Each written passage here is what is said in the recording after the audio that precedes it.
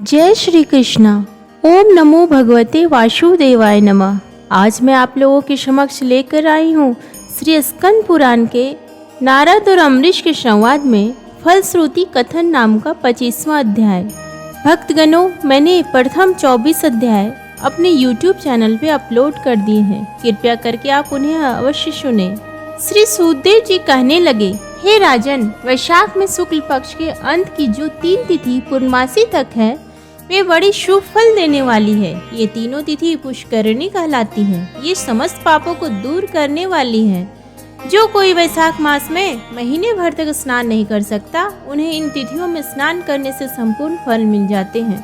संपूर्ण देवता त्रयोदशी के दिन इकट्ठे होकर जीवों को पवित्र करते हैं। पूर्णमासी के दिन विष्णु भगवान के संग संपूर्ण तीर्थ इकट्ठे होते हैं।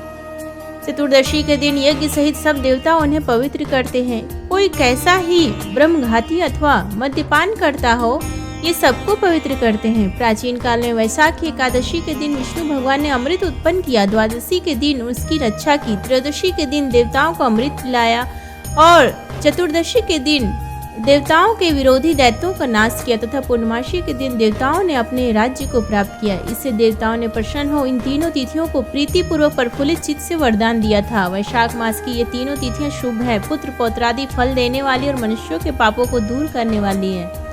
जो अधम मनुष्य संपूर्ण वैशाख मास में स्नान नहीं कर सकते, वह इन 3 तिथियों में स्नान करने से पूर्ण फल प्राप्त कर लेते हैं।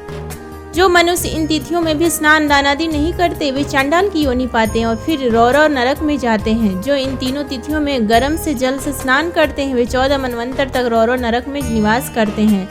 पितृश्वर देवताओं के निमित्त दही और अन्न का दान नहीं करते हैं, वे पिशाच योनि को प्रलय काल तक भोगते हैं। जो वैशाख मास में नियम पूर्वक कर्तव्य कर्मों में लगे रहते हैं, वे विष्णु भगवान की सायुज्य मुक्ति को प्राप्त होते हैं।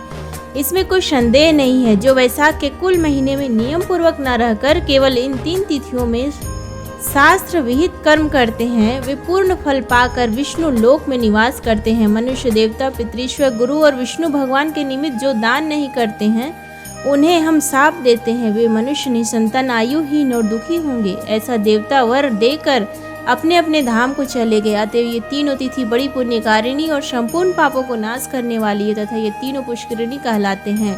पुत्र और पौत्र को बढ़ाने वाली है। जो स्त्री पूर्णमासी के दिन ब्राह्मण को मालपुआ और खीर भोजन करावे तो कीर्तिमान पुत्र पावे। पिछले इन्हीं 3 दिनों में जो कोई गीता का पाठ करे, उसे प्रतिदिन अश्वमेघ यज्ञ करने का फल मिले, इसमें कोई संदेह नहीं। जो कोई इन 3 तिथियों में विष्णु सहस्रनाम का पाठ करता है, उसके पुण्य के फल कहने की तो किसी में भी स्वर्ग अथवा पृथ्वी पर भी सामर्थ्य नहीं है। पूर्णमासी के दिन जो कोई सहस्रनाम का पाठ करे और एक एक नाम पर मधुसूदन भगवान को दूध से स्नान करावे, तो उसके सब पाप दूर हो जाते हैं और वह विष्णु लोक हो जाते हैं। जो सभी उत्तम उत्तम पदार्थों द्वारा मधुसूदन भगवान का पूजन करे, तो कल्पांत में भी उसके पुण्य क्षीण नहीं होते हैं। जो कोई मनुष्य वैशाख में न स्नान करे न दान करे, वह ब्रह्म हत्यारा, गुरु घाती और पितृश्वरों का नाश करने वाला होता है। जो कोई नित्य प्रति श्रीमद् भागवत का 1 श्लोक, अर्ध श्लोक या चौथाई श्लोक को पढ़े, तो ब्रह्मत्व को प्राप्त होता है। जो कोई इन 3 दिन में श्रीमद् भागवत कथा को श्रवण करे, तो वह कभी भी पाप से लिप्त नहीं होता है। जैसे कमल के पत्र पर जल नहीं ठहरते हैं, इन 3 तिथियों में विधिवत भगवत पूजा,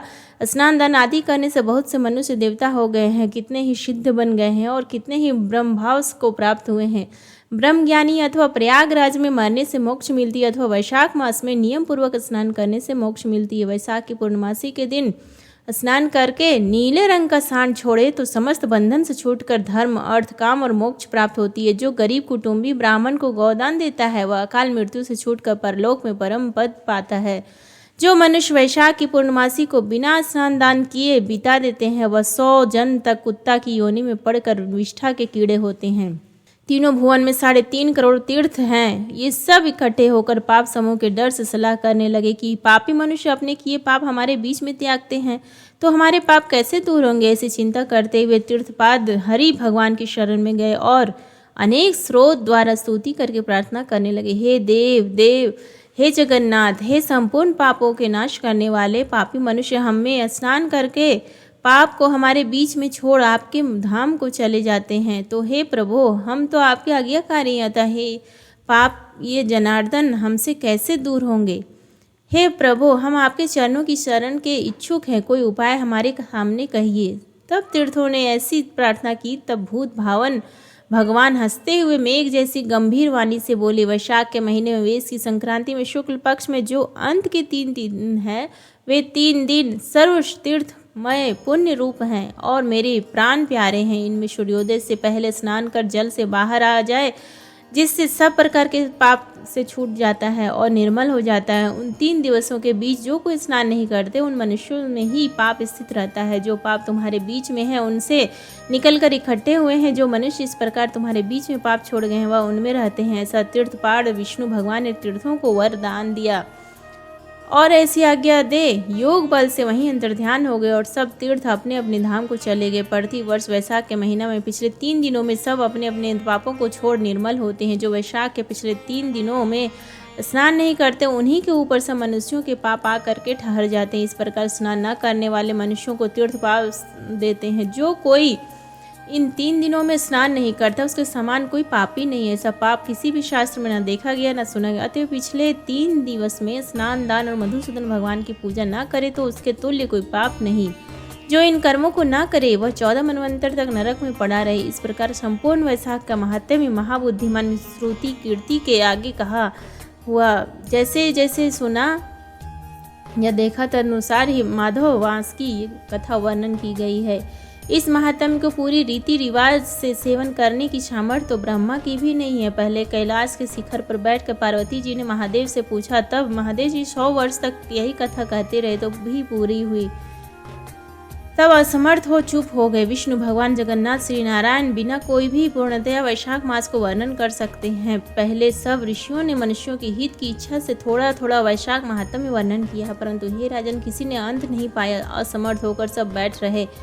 तू वैशाख मास में दानादि सत्कर्म कर, इनसे निश्चय ही मुक्ति मिलेगी। ऐसा मिथिलापति राजा जनक को समझाकर सुखदेव जी राजा से पूछकर जाने का विचार करने लगे। तो राजा को एक साथ आह्लाद उत्पन्न हो गया, नेत्रों से जल टपकने लगा। तब उत्सव करने में प्रवृत्त हुआ और अपनी वृद्धि के लिए श्रुदेव जी को पालकी में बैठाकर ग्राम की प्रदक्षिणा चतुरंगिणी सेना को संग भेजा और पीछे पीछे स्वयं चला। फिर अंतपुर में ले जाकर वस्त्र आभूषण, गौ, पृथ्वी, तिल, सुवर्ण आदि सब प्रकार के वैभव आगे रख नमस्कार कर हाथ जोड़ सन्मुख खड़ा हो गया। तब महातेजस्वी महायशस्वी श्रुदेव जी अत्यंत संतुष्ट हो प्रसन्नता पूर्वक अपने धाम को गए। तब नारद जी कहने लगे, हे राजा अम्बरीश, यह परम अद्भुत आख्यान मैंने तुम्हारे सम्मुख वर्णन किया, जिसके सुनने से ही संपूर्ण पाप नष्ट हो जाते और सब प्रकार की संपत्ति मिलती है। इसी से भोग, ज्ञान और मोक्ष प्राप्त होते हैं। नारद जी के ऐसे वचन सुन महायशस्वी राजा अम्बरीश मन ही मन ऐसा प्रसन्न हुआ कि बाहर के सब व्यापार छोड़ दिया और दंड की तरह पृथ्वी पर गिर शीट से प्रणाम करने लगा। तब